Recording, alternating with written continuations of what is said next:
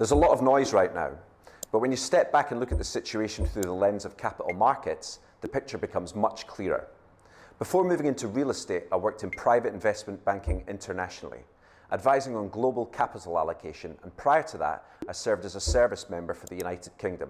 So I tend to analyse situations like this through both a security perspective and an economic one. And when you look at the data, the pattern is quite consistent. Firstly, we've been here before. In 2022, Abu Dhabi experienced a missile incident. Yet that same month, the property market still recorded around 17 billion dirhams in transactions. And the following quarter reached roughly 60 billion, which at the time was a record. Now, of course, that period was also supported by post-pandemic recovery and capital movements following the Russia-Ukraine conflict. But it highlights a universal principle within real estate. Security shocks are usually short-lived, while economic cycles play out over a much longer period. Because of that, housing markets rarely react as dramatically as headlines suggest. The second factor is capital markets. When geopolitical tensions disrupt energy supply, particularly oil stock, markets become unstable.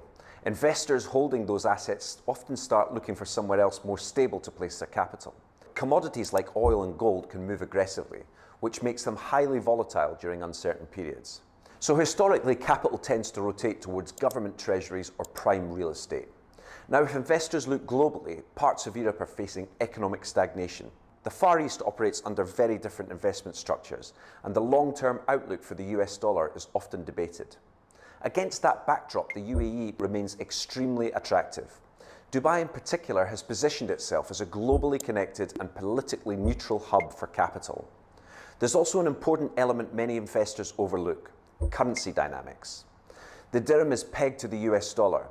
So during periods of uncertainty, when the dollar strengthens as a safe haven currency, simply holding a property here allows investors to benefit from that strength, which means even if prices remain stable, the asset can still passively appreciate through currency movement. So overall, my conclusion is quite simple.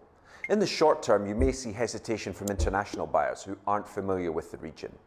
That's simply human instinct. But the majority of activity tends to remain within the UAE itself, with residents continuing to buy, sell, or reposition their portfolios. And historically, once the geopolitical dust settles, the market tends to accelerate quite quickly again.